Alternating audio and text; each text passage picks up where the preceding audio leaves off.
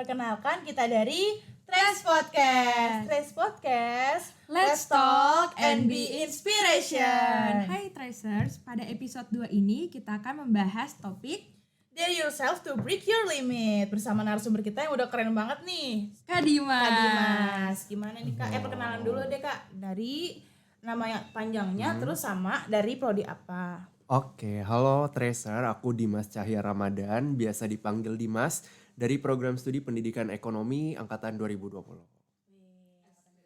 Ya, sebelumnya kabarnya gimana nih Kak? Terus kesibukannya apa aja? Oke, untuk kabar hari ini alhamdulillah sehat, luar biasa. Untuk kesibukannya baru aja lengser dari jabatanku sebagai Duta UNJ. Jadi sekarang kesibukannya hanya di Forma-Pres, jadi ketua Forma-Pres UNJ. Wih, keren Oke, sekali keren ketua Forma-Pres. Oke, selanjutnya jadi di episode ini Kak kita mau bahas seputar prestasi sih. Prestasi. Nah, pertama-tama kita mau tanya nih ke Kak Dimas.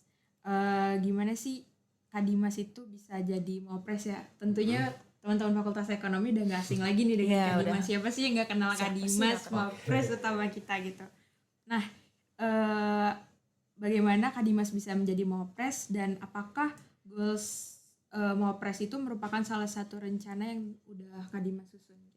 Oke, jadi izin cerita sedikit bahwa latar belakangku ini adalah orang yang sangat tertutup.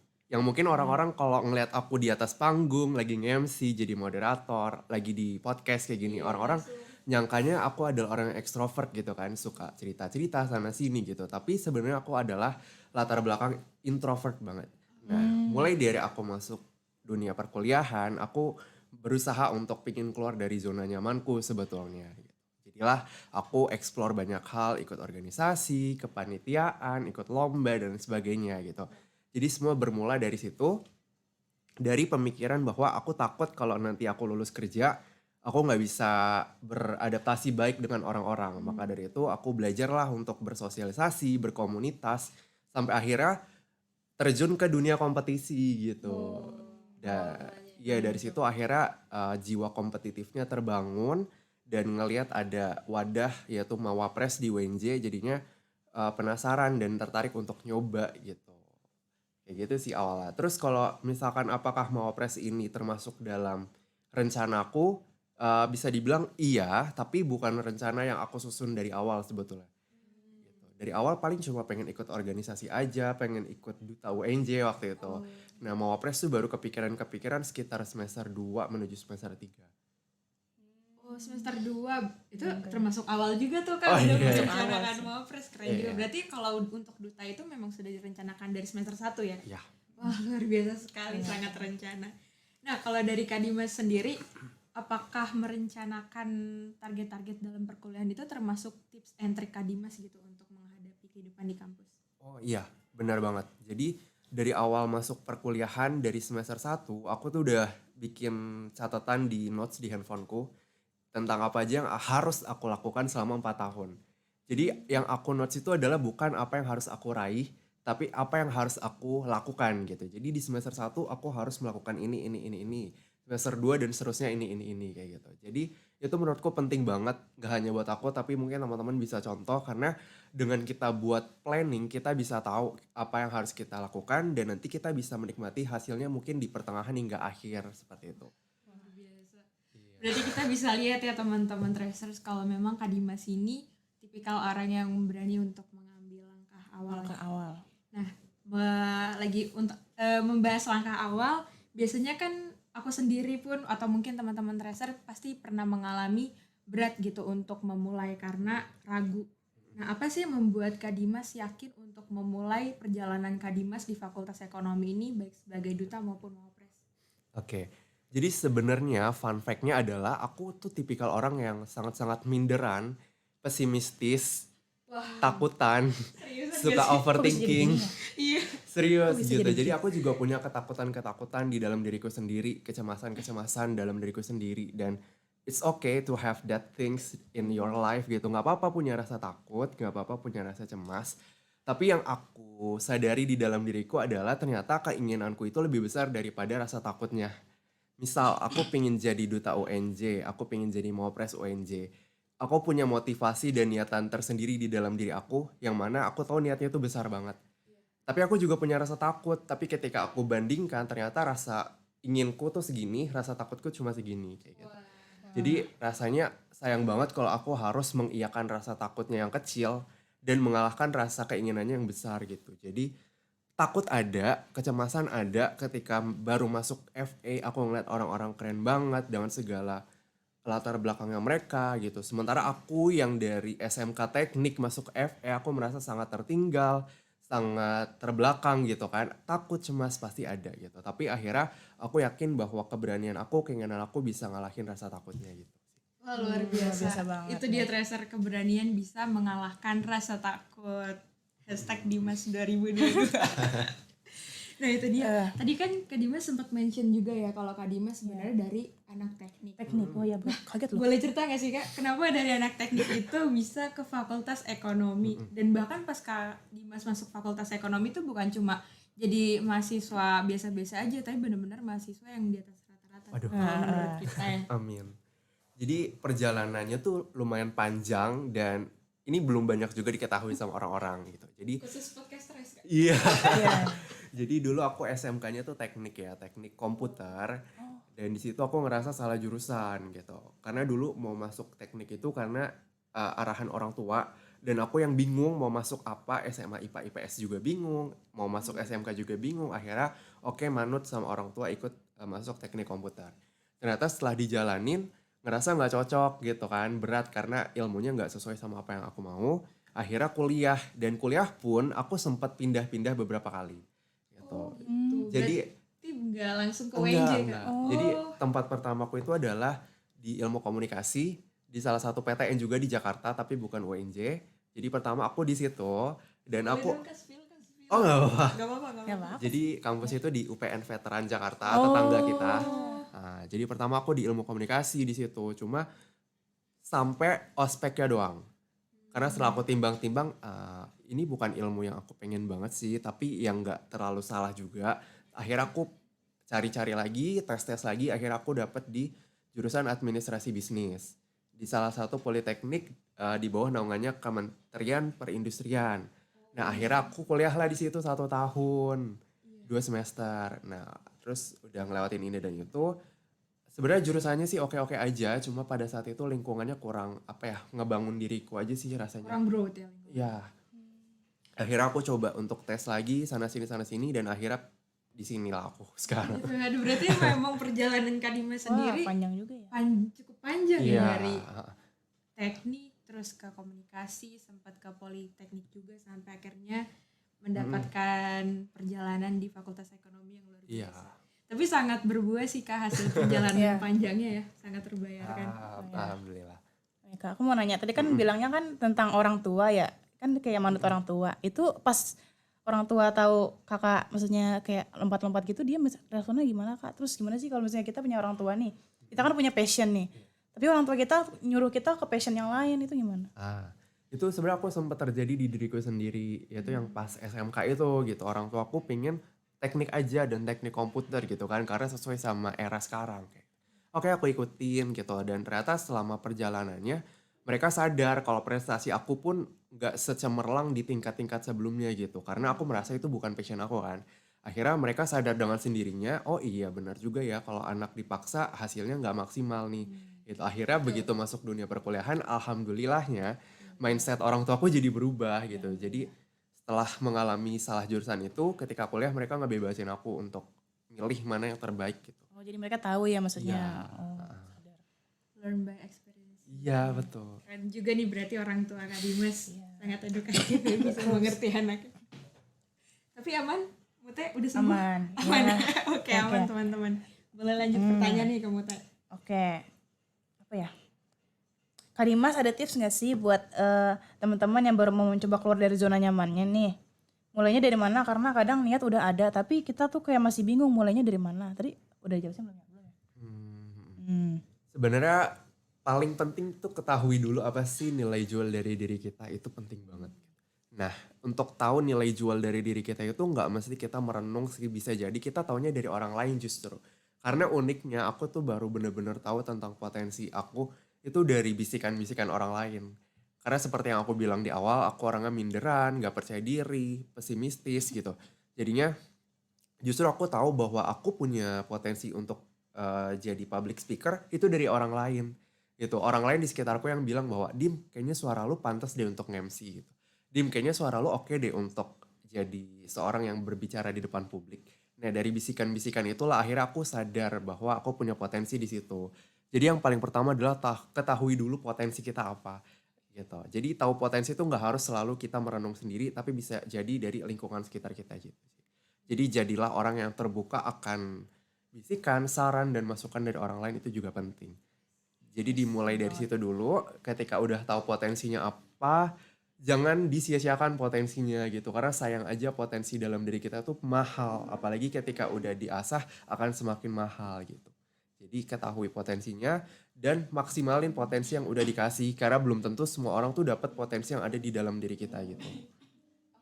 Keren banget Kak Dimas. Membahas potensi nih Kak Dimas. Berarti selama beberapa waktu sebelum di Fakultas Ekonomi, Kak Dimas ini sempat mencari potensi Kak Dimas dulu ya berarti melalui perjalanan-perjalanan sebelumnya. Nah gimana sih cara Kak Dimas ini konsisten setelah menemukan potensi Kak Dimas di Fakultas Ekonomi? Oke, jadi sebenarnya memang itu ya, aku selain menemukan potensi dari bisikan-bisikan orang, aku juga tahu apa yang aku suka sebenarnya gitu. Aku suka ngitung, aku suka hitung-hitungan, tapi aku suka juga dunia ekonomi. Akhirnya aku masuk sini gitu. Dan akhirnya ini jadi kampus yang benar-benar tempat aku bertahan lama kan kuliah, aku nggak pindah-pindah lagi. Jadi untuk bisa tahu dan bisa konsisten sebenarnya ya benar-benar pastikan bahwa bidang yang lagi kita jalanin itu benar-benar sesuai sama apa yang ingin kita raih gitu sih. Kita pasti punya goals untuk jangka panjang mungkin untuk 5 sampai 10 tahun ke depan gitu. Itu yang disebut sebagai visi kan, tujuan jangka panjang. Tapi kita juga harus sadar untuk mencapai visi itu harus ada misi, yang mana misi itu adalah langkah-langkah kecil. Jadi aku sadar aku punya cita-cita 5 tahun 10 tahun ke depan apa yang harus aku raih. Dan aku sadar bahwa cita-cita itu besar dan gak bisa aku raih dengan cara santai-santai sih. Jadi mungkin dari situ aku ke-trigger dan tersadar bahwa aku gak bisa jadi mahasiswa yang cuma kuliah terus setelahnya pulang ke rumah kayak gitu. Karena cita-citaku gak cukup dibayar dengan hanya seperti itu. Iya sih. Keren-keren. Jadinya Iya, betul tersadar Bener bahwa banget sih. aku harus ngeluarin effort yang lebih besar. It's okay untuk aku bangun lebih subuh, pulang dari kampus udah malam gitu ya. Aku nggak relate sama mahasiswa yang ketika masuk kampus parkirannya udah penuh gitu. Karena aku pagi-pagi parkiran masih kosong, begitu pulang parkiran udah kosong lagi. Iya.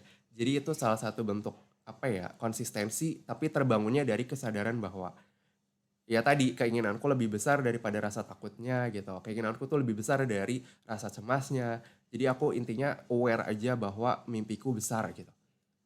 Luar biasa. Keren banget Kak Dimas. Tadi kan Kak Dimas sudah bilang yang katanya mimpinya maksudnya kemauannya kayak pokoknya intinya kemauannya lebih besar. Tapi pernah gak sih Kak pas lagi kayak ngejalanin tuh kita kayak ada rasa jenuh terus kita rasa kayak nggak serak gitu. Itu Kakak kayak maksudnya kayak lanjutin apa kita coba cari yang baru gitu maksudnya? Oke. Ada beberapa kasus sebenarnya kalau untuk hal itu, untuk pencapaian-pencapaian, ada pencapaian yang pada awalnya aku rasa, oh iya ini aku banget gitu. Tapi ketika dijalanin ternyata, oh bukan aku gitu.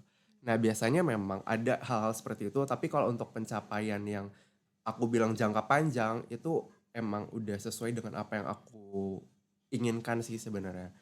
Nah terkait jenuh, aku sempat sampaikan ini juga entah di podcast atau di seminar mana. Jenuh itu aku bisa bedakan jadi dua gitu. Ada jenuh yang wajar dan ada jenuh yang gak wajar.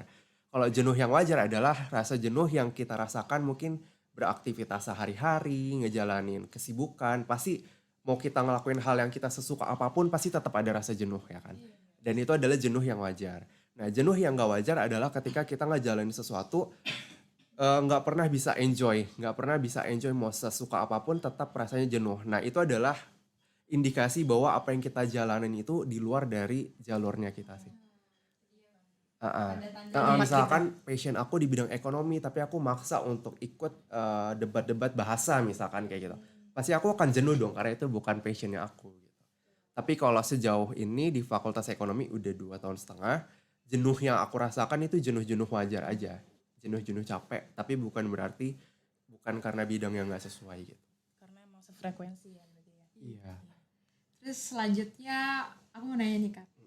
Kalau dari Kak Dimas sendiri, pasti kita udah tahu dong menjadi mawapres itu bukan hal yang mudah ya. Melalui banyak tahap dan sebelumnya itu pasti sudah menggendong banyak prestasi. Nah gimana sih Kak Dimas tuh memanajemen waktu selain mawapres ini kan untuk memasuki mawapres Kak Dimas butuh banyak prestasi. Selain itu Kak Dimas juga mengikuti duta gitu organisasi dan ya kita sebagai mahasiswa juga relate lah kalau di kampus itu juga akademiknya sendiri udah cukup membuat kita ya sibuk gitu. Kalau dari Kak Dimas gimana sih menyeimbangin prestasi, organisasi dan juga akademik? Oke, jadi aku punya tips khusus, jadi be flexible aja. Jadi mungkin kalau sebagian orang mikir bahwa oh mawapres nih anak yang teladan banget, pasti akademiknya kuat banget gitu ya. Sebenarnya kalau aku nggak kayak gitu sih, aku nggak menitik beratkan ke salah satu bidang, misalkan terlalu berat di akademiknya atau justru terlalu berat di organisasinya, enggak gitu. Jadi aku be balance, be flexible, dan aku punya rumusan tersendiri terkait pembagian waktu. Jadi pembagian waktunya itu 50, 30, 20. Dan itu maksudnya adalah misalkan gini, di awal-awal semester tentu beban tugas, beban materi itu masih ringan kan karena baru awal-awal. Nah biasanya di awal-awal semester itu sebulan 2 bulan pertama aku taruh 50% untuk kompetisi, 30% untuk organisasi, 20%-nya untuk akademik gitu. Maksudnya 50% itu apa? 50% dari jam produktifnya aku. Itu dari jam 7 pagi sampai jam 10 malam lah anggaplah. Berarti 50% dari itu aku ya lomba-lomba kayak gitu. 30%-nya aku organisasi, 20%-nya akademik. Nah nanti ketika di pertengahan semester hingga akhir ketika akademiknya udah padat, aku putar lagi lah persentasenya. 50%-nya jadi untuk akademik, 30% mungkin bisa ditaruh untuk kompetisi, 20-nya untuk organisasi. Jadi jadilah ya orang yang fleksibel aja gitu untuk bisa menyesuaikan waktu. Gak apa-apa, gak harus selalu 100% on point di akademiknya, toh kita mahasiswa gitu ya, udah bukan siswa lagi. Mungkin kalau siswa memang output yang dikejar adalah nilai, tapi kalau mahasiswa di samping nilai kita juga harus mengejar pengalaman-pengalaman lain di luar. Iya, ada hal-hal lain yang harus kita kejar. Itu dia guys, Relasi juga. strateginya sedikit kunci menjadi mahasiswa berprestasi. 50, 30, 20 boleh dicatat tuh Tracers. Oke, sebagai penutup nih dari Kak Dimas, apa sih kata-kata penutup yang bisa Kak Dimas kasih ke teman-teman Tracers mengenai prestasi di perkuliahan? Oke, aku cuma mau bilang ini udah berkali-kali banget aku bilang di mana-mana. Intinya masalah prestasi atau pencapaian, setiap orang itu punya keistimewaannya masing-masing. Punya porsinya masing-masing, punya rezekinya masing-masing. Ya oke lah, mungkin si A punya prestasi berupa dia menang-menang lomba bisnis. It's okay kalau ada si B yang dia prestasinya di bidang lomba debat. Kita nggak perlu membandingkan diri kita dengan orang yang berprestasi di bidang bisnis. Karena bisa jadi passion kita bukan di situ. It's okay kalau orang-orang sudah berkembang dengan berbagai pencapaiannya, dengan berbagai raihan prestasinya itu nggak apa-apa gitu. Kalau merasa diri kita masih belum punya hal tersebut, merasa diri kita belum berprestasi, itu bukan berarti kita kalah. Ya kan? Ya sih. Mungkin emang belum waktunya aja. Aku cuma bisa berpesan bahwa setiap orang punya waktunya masing-masing. Toh aku pun dari dulu sebelum di UNJ ini aku juga seorang penonton aja kok. Selama masa sekolah aku cuma nontonin teman-temanku yang bisa maju ke depan karena berprestasi gitu. Dan ternyata timeline-nya aku di kuliahan ini gitu. Ada waktunya sendiri. Iya, Zero dulu pun ya? aku juga insecure sama teman-teman sekolahku yang setiap upacara dipanggil karena berprestasi. Dulu aku hanya penonton tapi sekarang bisa jadi pemain.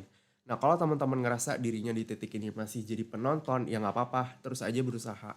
Kapan waktunya ya kita serahkan aja sama semesta gitu. Bisa jadi mungkin di perkuliahan belum nemu prestasi yang teman-teman inginkan, bisa jadi nanti ketika di dunia kerja rezekinya teman-teman bisa cemerlang. Itu Jadi dia teman-teman. ya yakini aja bahwa potensi kita beda-beda, keistimewaan kita beda-beda, dan tentu waktu untuk dapetin hasil juga pasti beda. Luar biasa sekali Kak Dimas. Itu dia teman-teman, setiap kebaikan itu ada waktunya masing-masing. Dan kita akan bersinar pada waktunya. Wah. Itu dia ya guys. Nah itu aja perbincangan kita kali ini bersama narsum kita yang sangat luar biasa Kak Dimas. Kak Dimas.